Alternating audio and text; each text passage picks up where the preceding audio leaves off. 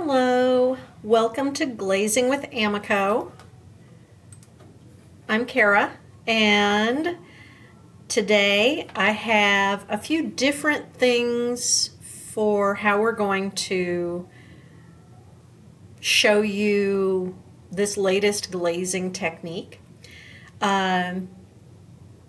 So today's technique, one of the most frequent, maybe not frequent complaints, but one of the things I have heard is people really wanted to see both the how I glazed the thing and the fired result, which it's really hard to do when this is a live stream. So, because of course that takes a while, got to put it in the kiln, and so I worked on that for a while, thought about what ways we can approach it, and I pre-recorded the glazing technique, and then I will show you the finished piece in the stream. So today I used, Today I used Satin Mattes. I love the Satin Mattes. You guys have heard me say that many times. They are more satin than matte, kind of a buttery finish, and super stiff, so you don't have to worry about glazes running. But one of the benefits of this is you can do some really detailed kind of designs with the Satin Mattes that would be hard to do with a more fluid glaze. So they are great for doing things that you want to stay in place. So let me see if we can share the demo. I'm going to, I'll be here live, and I will answer your questions. I didn't have any comments or questions beforehand. Julianne says she loves the Satin Mattes too. They are so fantastic. I didn't get any questions about the Satin Mattes or this technique beforehand, so but I am going to be answering your questions live while I roll the video of how I made this piece. Let me see if I can put it on the close-up. Here we go. So here is the finished piece using seafoam and moss to make this design. Really pretty. So I'm going to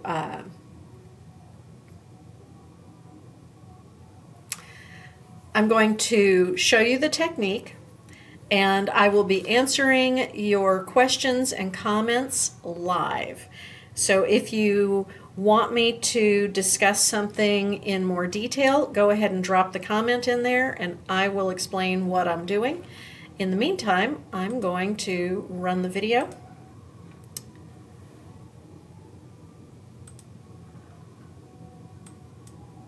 And here we go.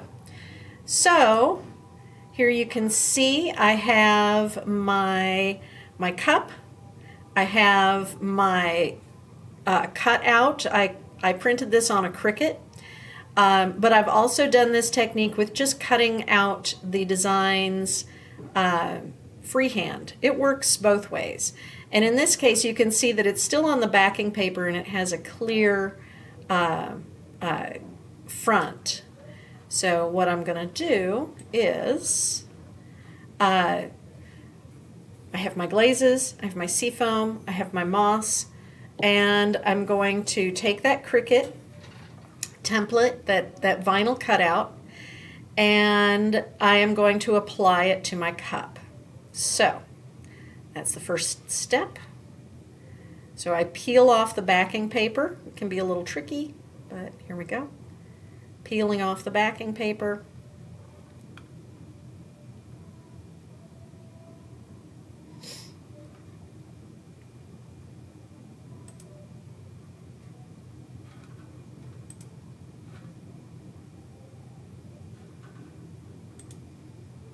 Oh, sorry.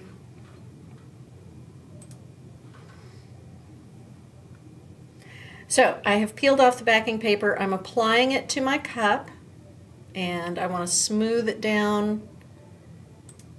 Sorry about that. I want to smooth it down and really press that decal onto the cup, making sure that it really adheres well.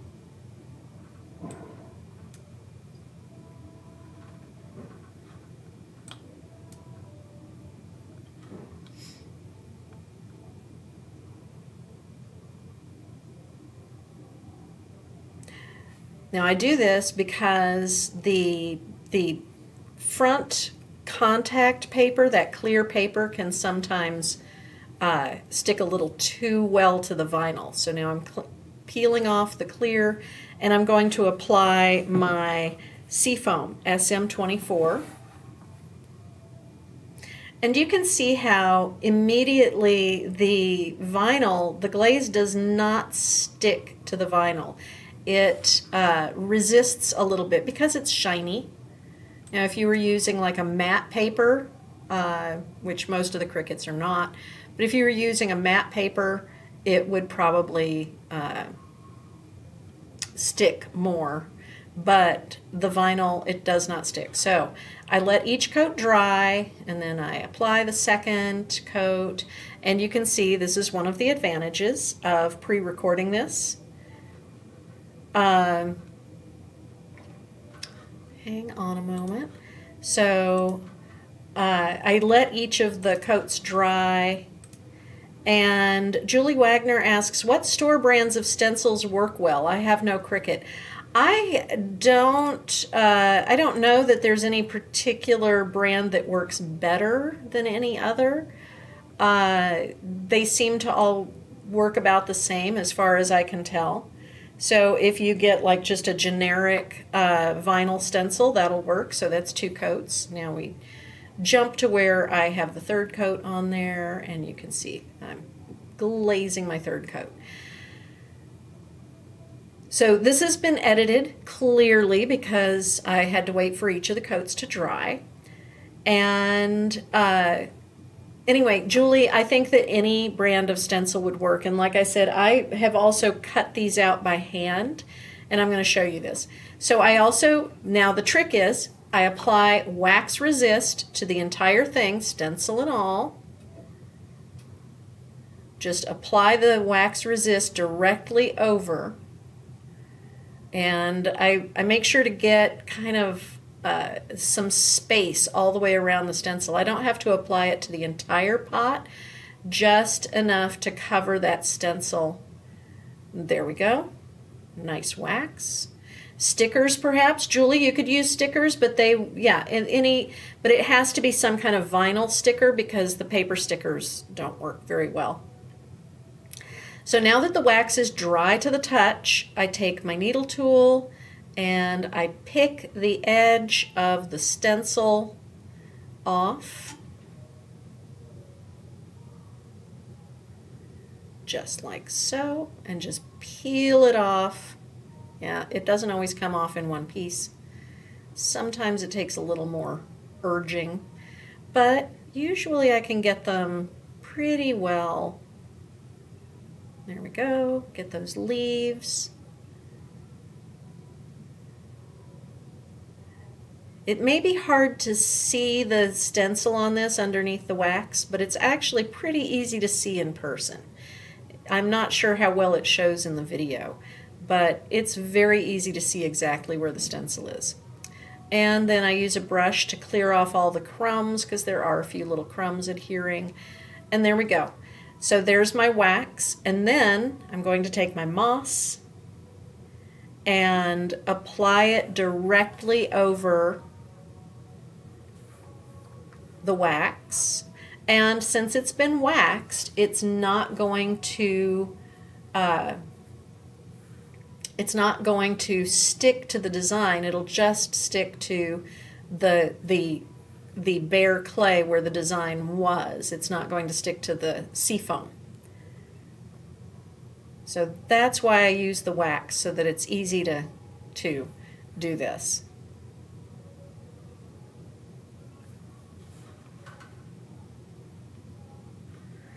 What do you guys think of this?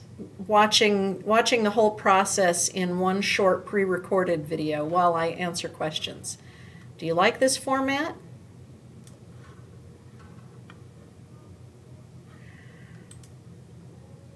So I'm going to put another coat of moss on there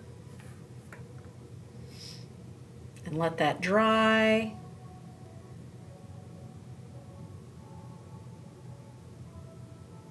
And you see how it's like not sticking to the wax, and here's my third coat.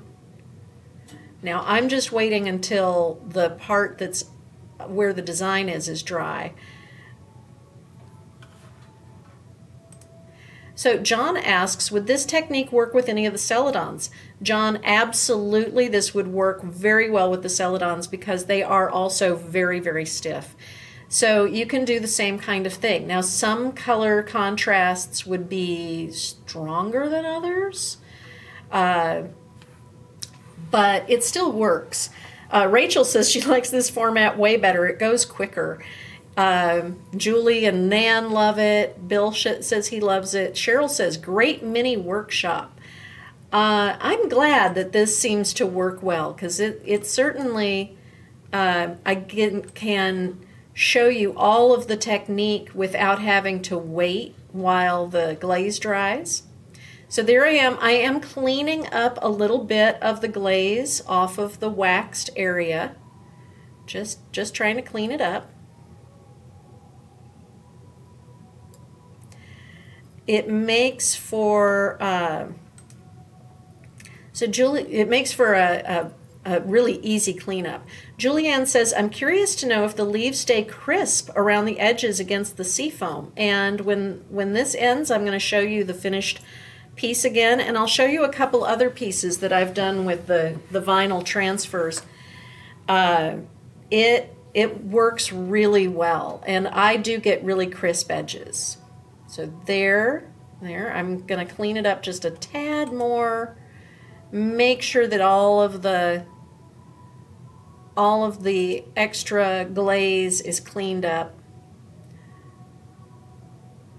And I do that very gently. You can see how I'm very, very gentle, and I'm sponging towards the design to make sure that this stays in place.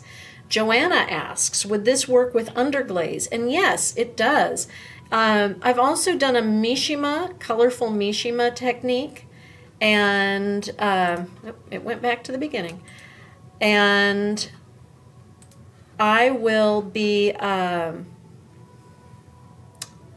doing another video on the Mishima again sometime to show you all how that works with the underglazes. And yes, you do get really crisp lines with the underglaze as well. Julie says, my wax resist tends to get lumpy. How do you avoid crusty crumbles wrecking the surface? So I did use really fresh wax, and I have not had any trouble with the newer wax getting lumpy. So if you buy Amaco Wax Resist, our new wax is blue. It used to be kind of a greenish color, and if you have the new wax, it'll be blue in the jar. And I thought I had it, but you saw it in the video. The Wax Resist, very, very blue.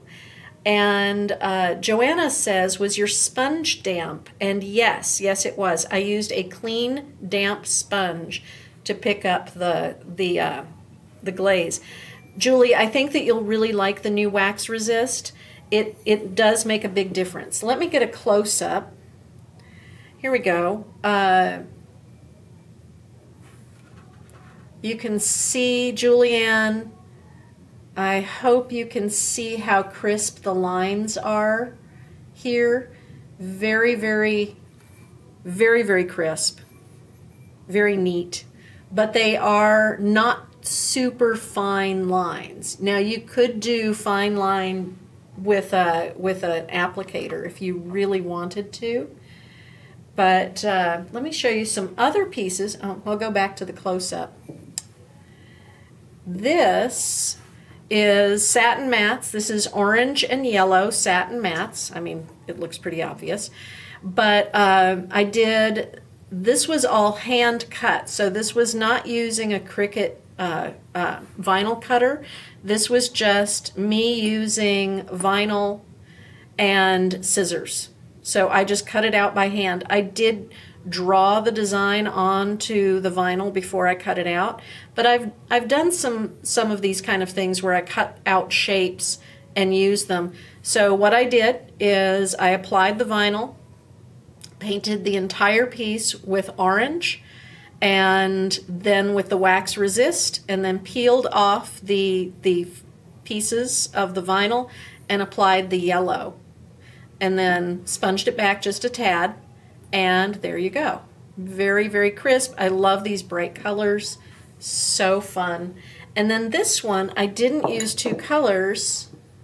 Let me see if I can show this so that you can see the design. So this was a very detailed Cricut, and it took me quite a while to get this design off of the piece because it kept breaking. But this is the chocolate clay. So this is our milk chocolate. This is one of Amaco's new premium clays. Very, very vitreous at cone 5, cone 6. So I applied this. This is a free Cricut design that I found, and applied it to the pot, put on 3 coats of Satin Matte blue-green, and then removed, when it was dry, removed the vinyl and fired it. So there was not a second glaze, and I didn't do the wax with this one. But you can see it is also a little bit raised. I'm not sure if that shows that it's a little bit raised, and it makes a really nice little planter. So we made that just to be a little planter with this Cricut design on it. So lots of fun. There's so many ways that you can use the Satin Mattes. Let's see if that shows up a little bit better on the selfie. And really, this came out really pretty. I'm really proud of it. Maria Elena asks, are all the matte glazes prone to stains, like coffee stains if used in mugs? So I have mugs that I have glazed on the inside with the white Satin Matte, and you do have to scrub them a little bit more, but they're not matte in the sense of most matte glazes. I would say that they're more like a satin. And I have not had problems with long-term staining, and I use them with tea all the time. And of course, tea stains really, really strong. So I have not had a problem, but I do have to definitely pay attention to scrubbing the surfaces. And I just use a regular like green scrubby when I'm washing those. Well, thank you, John. I think these are a lot of fun, and I hope that you guys give them a try. Especially if you have access to a Cricut, you can find all kinds of designs, both free and paid designs, or you can create your own if you have the kind of computer software, or you can cut them out by hand. A lot of fun, even if you don't have a Cricut. But just some things that you might want to try out with the Satin Matte glazes and give them a try. Julie says, I love color blending the Satin Matte line. Yeah, they are wonderful for mixing. They're wonderful for doing kind of ombre effects. So if you have any more questions, you can drop them in the chat and I will answer them later. Thank you so much for joining me on my glazing adventures. It's been a lot of fun. And I'm glad you guys like this format of pre-recording the glazing technique, and then you get to see the finished product, because I think that I'll be doing a lot more of those. It certainly is easy, and I still get to interact with you guys. So thanks again. Happy glazing.